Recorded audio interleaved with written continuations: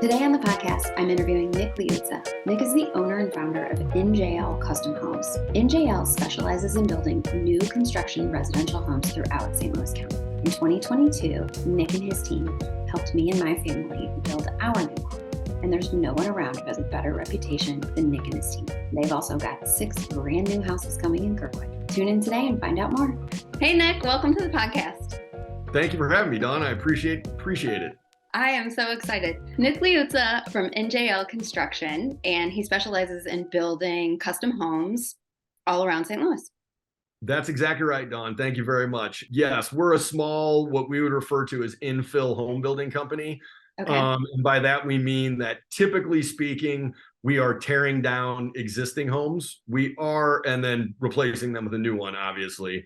We are currently working on our first actual development inside the city limits of Kirkwood. That's going to be a 6-lot little community. But generally speaking, we're replacing existing housing stock with new housing stock around the St. Louis area.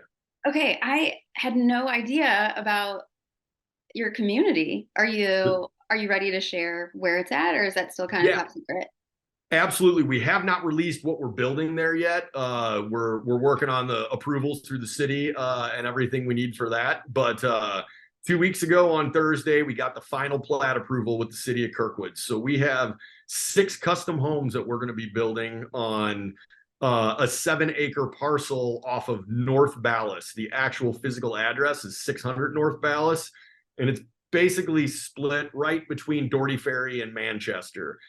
So we're going to put in a nice little cul-de-sac that basically has 3 lots on either side of the street right there.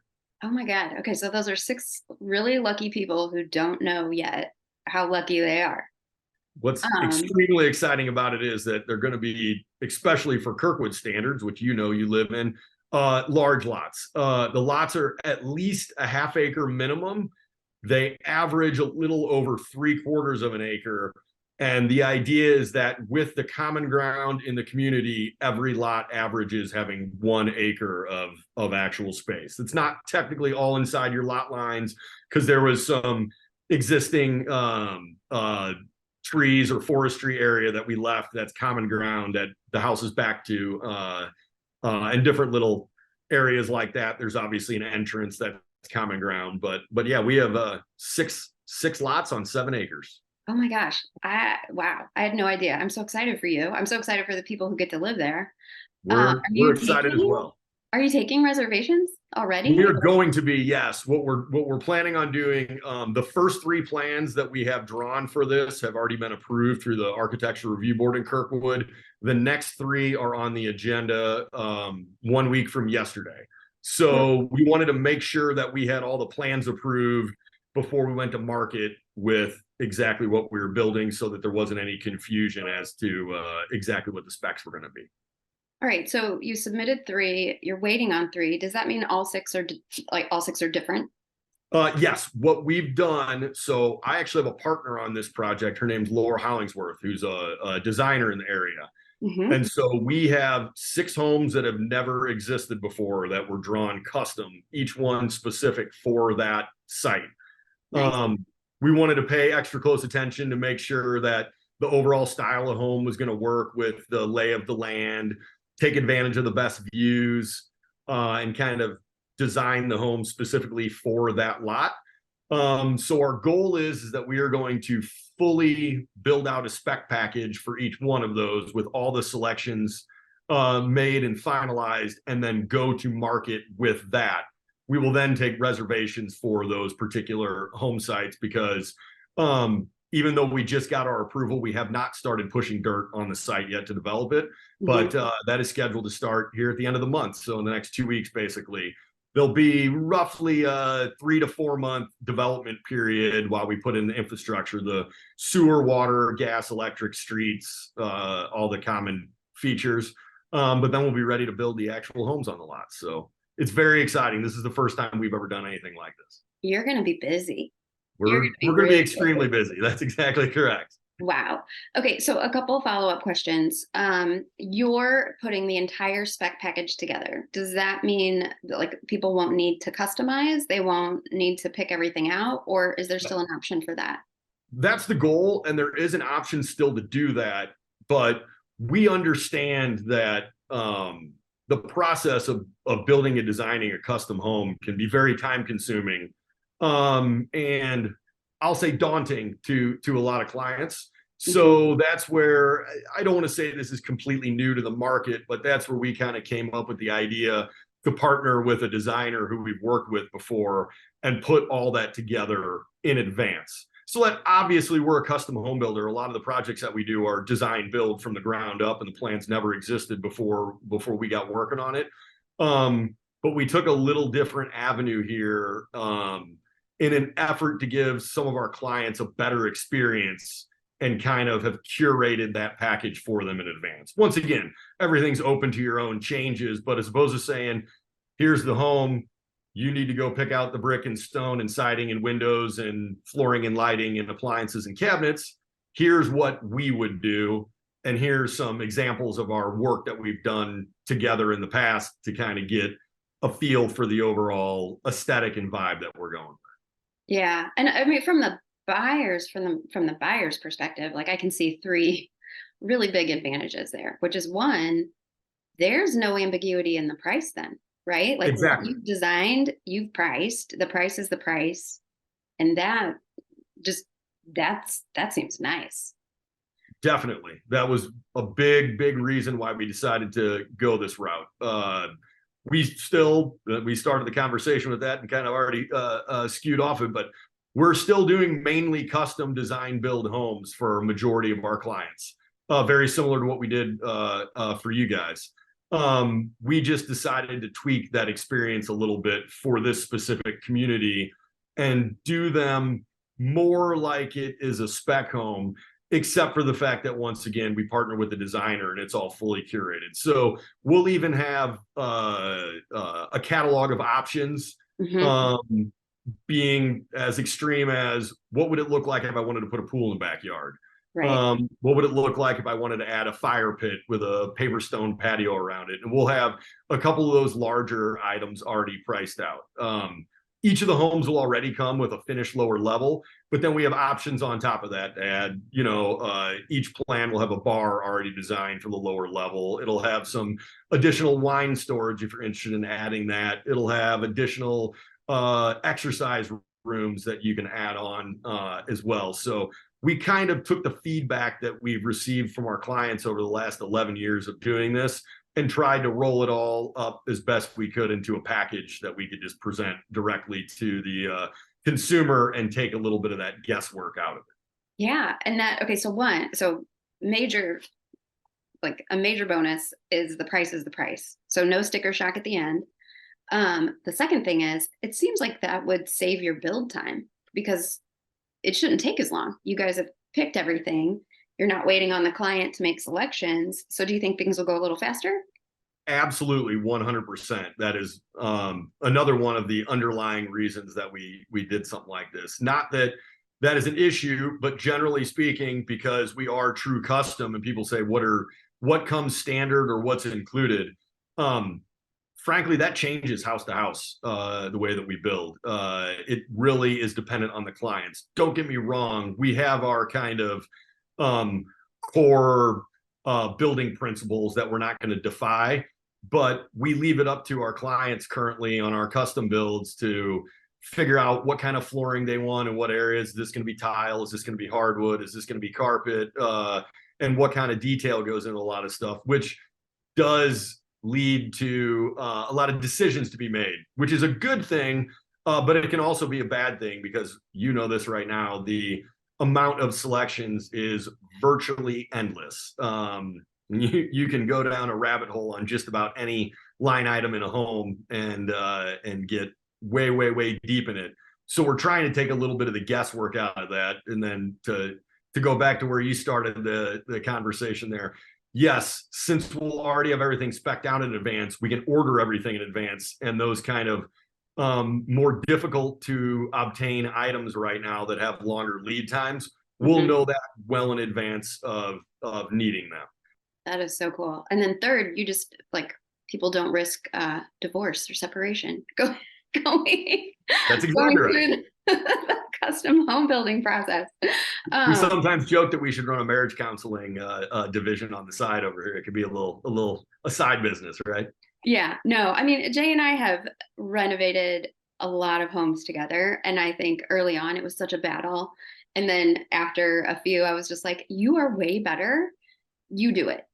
You do it. And I just get to say no if like there's something like I truly object to. But because there are 1,001 light fixtures, like I would lose my mind. That makes me crazy.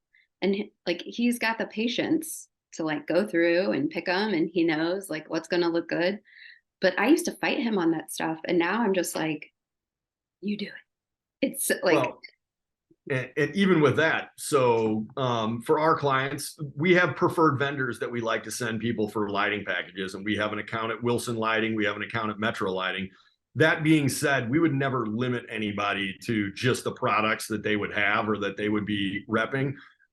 So yeah, if we just want to talk about light fixtures for a minute, it's very easy to source light fixtures from, I don't know, 5 or 6 different locations, all for one specific home, which is great in the fact that you can get exactly what you want and everything is truly custom. But once again, that can be a daunting task for someone who is unfamiliar with the process. And yeah. Dawn, you obviously have a great knowledge of the real estate industry, and Jay does as well. So I don't want to make light of it and say it was easier for you guys, but you were coming from a position of having at least a base knowledge of how this process should work and what's all going to go into it. So the expectation was set correctly from the get-go because you guys have done this before. Yeah, I do think about that. People, you guys make it easy. For one, like you just make it easy. You have a person for everything. All your vendors are amazing. Anytime we went somewhere, we like people answered our questions. They knew what they were talking about. They offered alternatives and suggestions. And so everyone asks, well, how was it to build? How was it to build? And I'm like, it was so easy. They made it so easy. And then I kind of stepped back and I was like, wow, we came at that with a lot of years experience. So I can only imagine like how hard it is for someone who's never owned a home to sit down in your office and then be faced with all these choices. Like I did. Yeah, absolutely. Even more so, kind of the funny thing that we all forget about, there's a lot of terms that we use in this industry that if you've never been in it, it doesn't mean much to you. And Right. we'll see that. And I don't want to say almost forget about it, but we're like, okay, it's time to pick out the soffit and fascia on the home. And we'll be standing there with the owners and they'll be like, great, ready to go. What's soffit and fascia? To the rest of us, that's common stuff, right? We've been talking about soffit and fascia on houses for 20 some odd years now. But to someone who's never done this before, they don't even know what we're talking about. So there has to be that level of kind of education with our clients to make sure that they fully understand the process and the product that we're creating. We work really hard on that. That's very important to us. Because to be frank, we're a luxury custom builder. I always say no one comes to us that is just seeking shelter.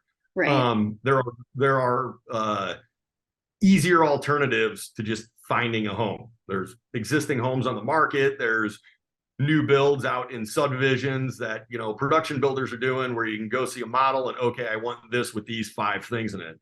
Since we're kind of reinventing the wheel, for lack of a better term, anytime we build custom, there's just a lot more thought process that has to go into that. And so what we've done is tried to really tailor that experience to make it enjoyable for our clients. One of the things that we do that is we have what we refer to as project managers, Lauren and Katie in our office, who are both actual licensed designers. So it's their job to be your liaison for all of that selection process, and make sure that you understand that this is what we're trying to accomplish. This is why we need to get this finalized, and then organize the order of importance with making those selections, which Dawn, even from us building your home, has that order of importance has changed dramatically in the last year with supply chain issues fluctuating. Can't remember exactly how we did this on your house, Dawn, but I'm guessing we weren't terribly concerned about finalizing all your appliances before we put a shovel in the ground to build your home, because they're the last thing that goes in the house, basically, right? Right. We will make that the first selection that you finalize, solely because the lead times on some of the products that we're getting are up to a year. So if it's going to take us a year to get a sub-zero fridge, we better order that sub-zero fridge before we put a shovel in the ground to put a footing and foundation in. So those items have kind of changed, and we're constantly updating that, and actually do a weekly process meeting that's internal with our team to go over what our biggest roadblocks are at that point in time and what we can do to adjust our process to manage that accordingly. Yeah, I felt like you guys did such a good job of just managing expectations and getting out in front of stuff and saying, hey, this is going to take a little bit longer. We don't know. And then also just explaining the backstory, like, well, why don't you know what it's going to cost? And then you could fill us in. And that felt good, because it didn't feel like sticker shock. It was just like, we're building during the times of COVID, like right after COVID, we don't know. So I'm really glad to hear that things have leveled out a bit. And it seems like you guys have really adjusted your process to handle the current situation. We absolutely have, yes. So, okay, you kind of touched on it a little bit, but in a few sentences, do you want to, like, if someone says, oh, I'm thinking about building a new house, what should they do? Should they call you immediately, set up a consultation? Like, what's the first 3 or 5 steps they need to take? Sure. So, yes, you hit the nail right on the head. And the way that we build our homes, we prefer to be involved from the get-go. I'm not saying that's always the case. Sometimes clients come to us, they already own a lot, they already have a set of plans developed, and they're looking for us to just be the contractor, for lack of a better term there. And that is great. We are more than happy to do that, and those jobs are run really well. But we are set up to kind of be more of what I would refer to as a design build firm. Mm-hmm. I know in the truest definition of the word, a design build firm has an in-house architect. We do not have an in-house architect, but we have a couple architectural firms that we partner with in the area, so that effectively we are bringing them in. So in that scenario, I would be there, or one of our team members would be there kind of from day one, helping plan, design the actual home. That way, the good news is if we're involved from the front end, we can steer those expectations a little bit better as we're checking in and we're getting revisions on the plans. It makes it a heck of a lot easier for us to say, hey, the changes that we've made here are going to dramatically increase or decrease the cost of the home. So we like to be involved as early as humanly possible. We can even actually aid in helping find lots as well. Don't get me wrong, that's not my core area of business. Mm-hmm. However, we have a bunch of realtors, yourself included in that list, in the St. Louis area that we've worked with or partnered with over the years, that oftentimes if we have a client that calls us with very specific needs, I'm making it up, but I'm looking to build a home in Kirkwood, I need to be in the Tillman school district. I keep a list or a matrix of potential clients that we have and what they're looking for, and then cross-reference that with potential lots that we know of that may be off market that could be available to purchase, and see if we can match that up. On top of that, we'll shoot messages out to all our realty partners around town, and then see if anybody has anything that kind of checks all the boxes for what that specific client's needs are. Once you guys settle on the design, then what happens? Sure. So once we have what we refer to as a bid set of drawings, which is not full construction drawings, it's preliminary, but it has enough information that we can circulate it around to our vendors. What we would then do is sit down with the client, and we have what we refer to as a color sheet meeting. We are going to go through all of the selections in the home at that meeting. Not that we're to finalize anything or actually select anything, but make sure that we have the right expectation as to what that specific client is looking for that particular line item. A big one that we discuss is flooring.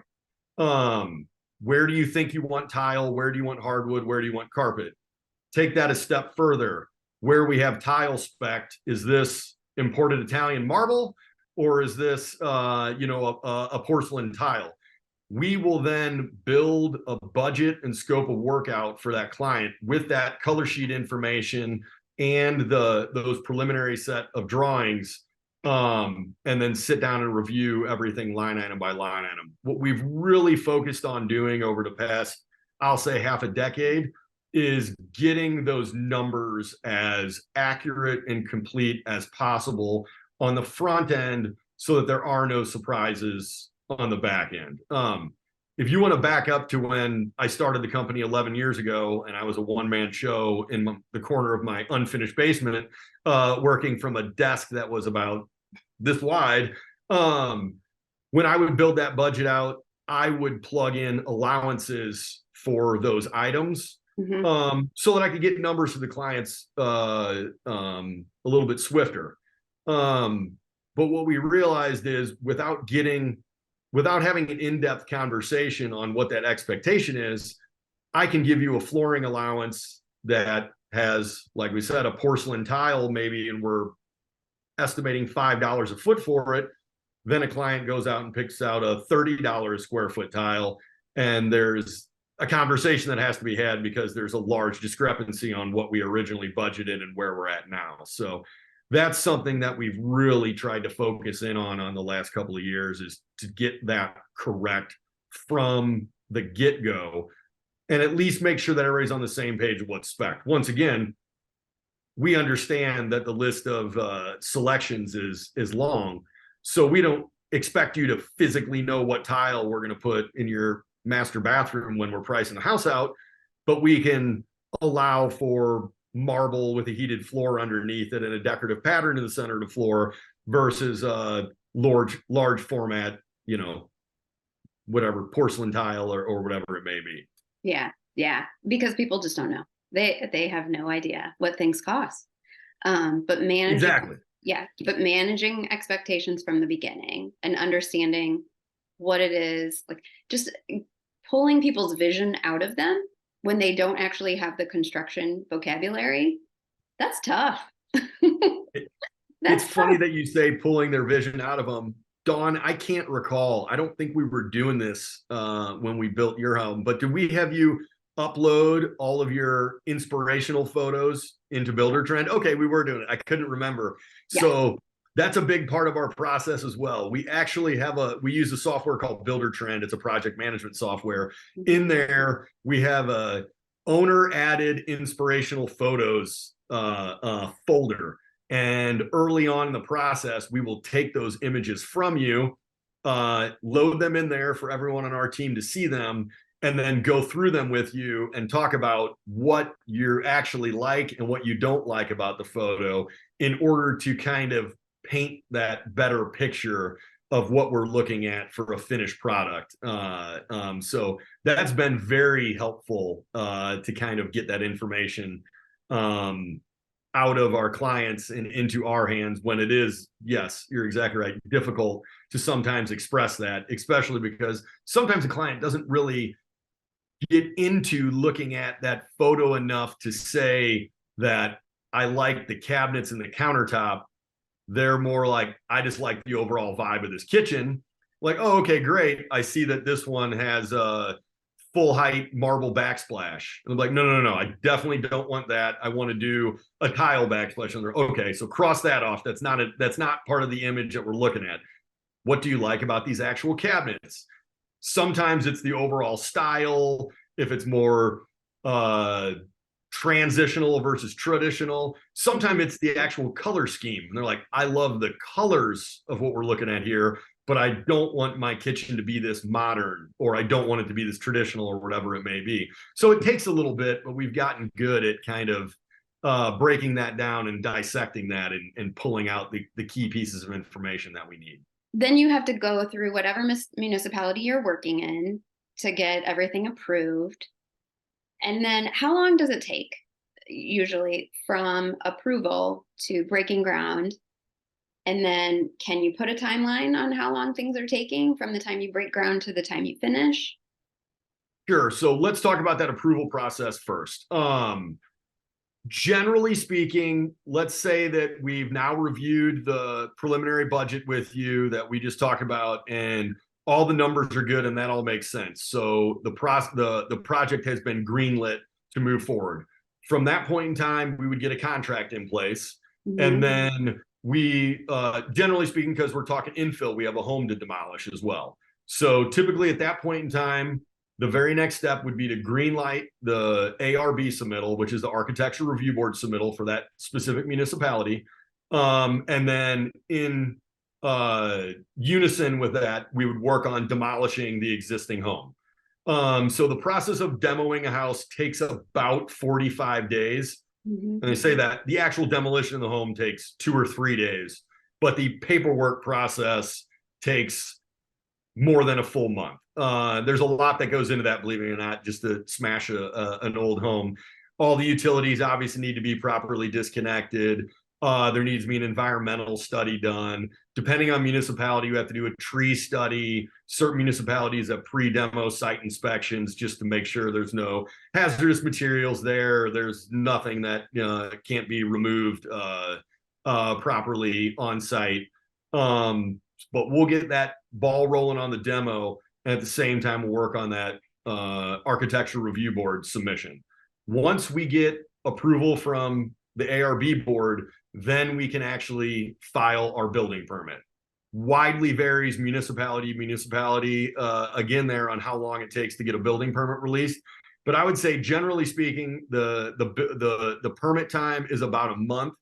And then if you factor on, let's call it 45 days to get the home demolished and get on the Architecture Review Board, we're typically starting the projects, we'll say 60 to 90 days after we've been given the green light to get it going. Yeah. I always tell people, and don't get me wrong, it's a little bit counterintuitive. For my business, the quicker that goes, the better, right? To be real blunt about it, we make money on building the home, not on all the time it takes to start building the home. However, to me, that's the most important part of the entire process. We want to make sure that our clients are comfortable with what's being built and fully understand it. And it is way, way, way easier for us to make a change on paper than it is to make it in real life in the field. I always tell people the sooner we can meet with you, the better, so that we're not rushing that design time on the front end. It's difficult to look at a two-dimensional set of drawings and visualize what that space is going to look like in real life. And our clients rely on us a lot for our input on that, because we've all been doing this for a long time, and we can kind of help make that vision a reality. A majority of our builds last from, I'm going to say, 8 to 18 months. Have we had jobs that have been longer than that? Yes, absolutely. But they are, 10,000 square foot homes with pools in the backyard and fully finished lower levels and a lot of outdoor kitchens and everything like that. And have we done stuff that's been shorter than 8 months? Absolutely, we've done that as well. We have homes in the last couple of years that we've been able to fully construct in 5 months. But generally speaking, yeah, our kind of, for the most part, our homes we probably average them being a little over 3,000 square feet above ground. We're building homes that are, only 2,200 square feet above ground in some cases, but we're also building homes that are 7,000 or 8,000 square feet above ground. So if you kind of figure, if we were going to do a very nicely appointed between 3,500 and 4,000 square foot home, we'd be including a finished lower level. And I'm just envisioning there being some sort of outdoor space that we're working on as well. I would typically tell a client that that's a 12-month build. That sounds right. That's how it was for us. About exactly where I think breaking ground. Yeah, from breaking ground to moving in, it was 12 months. And the planning process was probably about 6 before that, planning, and you guys were demo. And you guys were probably about right on schedule with what we would anticipate. So I wouldn't say that we went any slower than we normally would, but we also probably didn't go any faster on that. That was kind of our average overall process time. Yeah, yeah. So everyone on your staff was amazing, and all the vendors. Appreciate that. Yes. Rob is maybe one of the most detailed oriented people ever. Like, we would come in and he would have a list, and it was interesting to watch that list change, right? Because like at first it would be all these big ticket items, and then like the next list was more like, it just kept getting down to the minutia. Like the list never got shorter. Every day the list was still really long, but it was like these big rocks. And then the next day it was like the medium sized rocks. And then all the way up until like the day before we move in, he's still got this long list of to-dos that's just like written out, and then he's crossing through them, and like just down to the tiniest little things. It was really fun to watch. And I like the way you describe that, because you're exactly right. I'd say, early on in that list, it would be need the cabinet design and all the layouts. And then when you get to the end of that list, it would be missing one screw for the towel bar in the master. The list itself doesn't get shorter, but the amount of detail on it changes dramatically. Yeah, no, that list never got shorter, even till the very last day. Still, just like a page. And I was just so glad that wasn't my job. That's Rob's job. That's so great. Okay. So I love asking these questions, but like, I know it's hard to really like drill it down to 3 things. But if you were going to give 3 pieces of advice to someone thinking about building new construction, what would they be?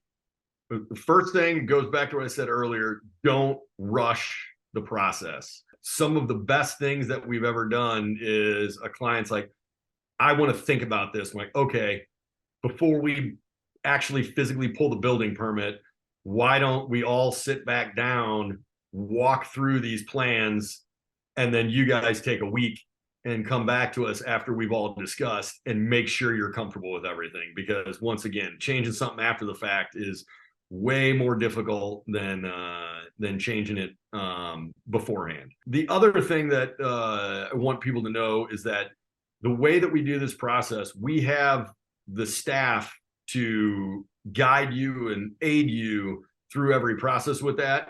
But people do need to understand that building a custom home is a commitment. There's a certain level of commitment that we need from the clients to get those selections finalized. Now, kind of goes back to what we were talking about the subdivision. We understand that that's hard for a lot of clients, and we're trying to create a better experience, at least with some of our builds, to where you don't have to be involved in the daily activities of that.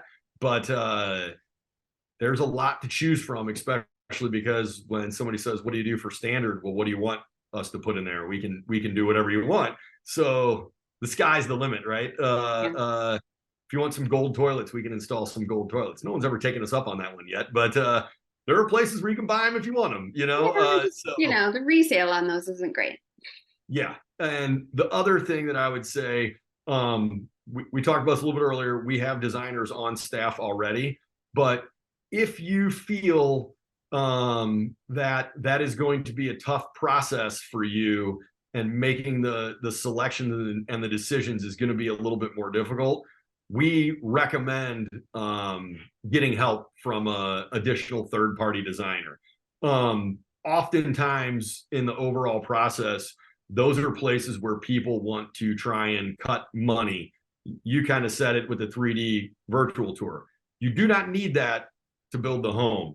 However, you know, spending a few $1,000s here could save tens of thousands of dollars over there. It's an interesting process where sometimes on the front end, the more the merrier can help a little bit. If we want to get designers involved ahead of time, or a landscape architect that we use, that we recommend, to understand what the yard is going to look like ahead of time, or whatever additional resources it may be worth to spend money on the front end, can absolutely save you that money on the back end of the project. I'll use this from an experience in one of my own personal homes that I've built for my wife and my family. And I made an error myself on ordering some material, and we did have that marble floor going in one of our rooms, and I ordered more than I needed, and I had additional marble tiles left over. And I just said, oh, in this laundry room, we were going to use porcelain hex tile that was significantly more cost effective than the marble was. But I went ahead and just laid that marble all through that room. And then 3 days later, I'm meeting my wife and our designer that we were working with on the house. And like, why is that marble in there? I'm like, oh yeah, isn't it great? I ordered extra. I went ahead and put it in there. I just decided to upgrade it.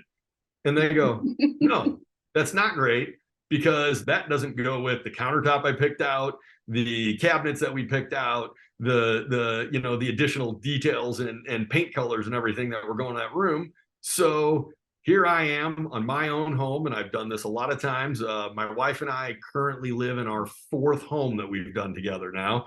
I end up tearing that tile out and putting the other one in anyway. So we already had a designer hired. I went rogue for 15 minutes and decided to make my own change. And I immediately regretted that decision. I bet. And that can happen.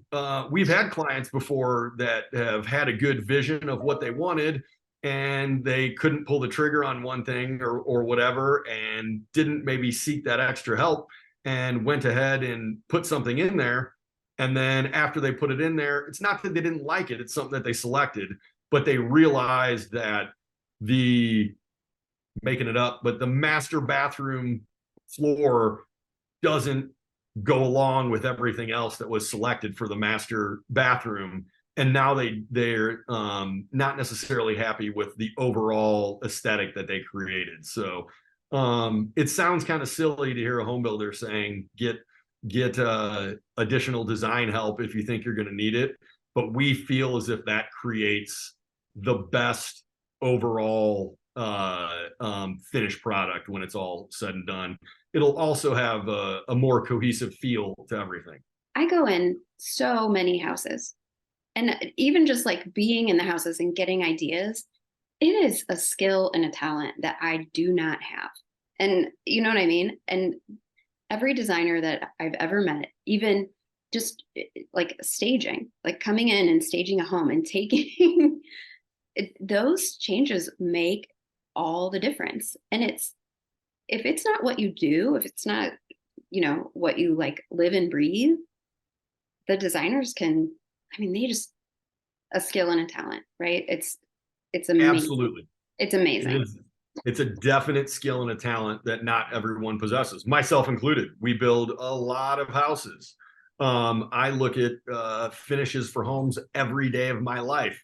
I hire a designer to do all of my own projects, just because I think that gives the best finished product, and the project goes smoother with that additional help. And as long as you set the parameters with your potential designer, there's actually an opportunity to save money. Every now and then, it's very easy to get caught up in I'm looking at these three selections, and I think I like this one the most, which just so happens to also be the most expensive. Designer may come in and says, no. In this room, we're not concerned about that being the focal point. Let's save the money on this item. Let's go with one of your other three selections that you're comfortable with, but that's more cost effective. And maybe that money's getting reallocated somewhere else, or maybe you're just flat out saving it because sometimes you can actually do too much. You can over jewel a house, for lack of a better term. Yes, where, I know exactly what you mean. I've seen that. Too much in an actual room. Yep. So we just think getting that additional help, and we have different designers that we work with all the time that we recommend, just helps the entire process move forward at a smoother pace. I am going to wrap it up with the St. Louis lightning round. Sure. All right. Okay. So, what's your favorite Saturday afternoon with kids to do? Good question. So my wife and I are big into experiences, and my kids are by no means star athletes, but my son plays hockey, my daughter plays field hockey, and they both play soccer. So we're always doing sports related activities. But what we've been trying to do, at least I'll say once a week, and probably don't have it that often, is go somewhere where we've never been before. And it may be a St. Louis landmark that just so happens that maybe none of us have ever been to. It may be a restaurant or a farmer's market or something like that, or it may be an actual experience. This last weekend, we went to the Foundry for the first time. I went to the Putt Shack over there, which was yeah, I ate way too much food, sampling all the food there, and took the kids to play putt mini golf, and that was a blast. So we like to just try something new, even if it isn't something that you would first choose, especially with restaurants as well. I'm a big foodie. My wife is a big foodie. So we always are going out to restaurants, but we're trying to get our kids into that and get them removed from the mac and cheese and chicken finger diets that most young children have, and get them to enjoy some different styles of restaurants and try new things. Nice. So speaking of food, what's your favorite patio dining experience? The best outdoor patio in the city of St. Louis has to be John McGurk's in Soulard, for sure. Nice. Okay. Favorite weekend trip within driving distance? So and I say this, we haven't been in a couple of years, but we're big Chicago people. So I have two of my very close friends from back in the day live in Chicago, and my wife has one of her best friends that lives in Chicago as well. So we often go to Chicago for the weekend. Well, thank you. Thank you so much. No, this was a blast. I had a great time. Thanks, Dawn. Yeah, you bet. I'll see you later. All right. Have a great day.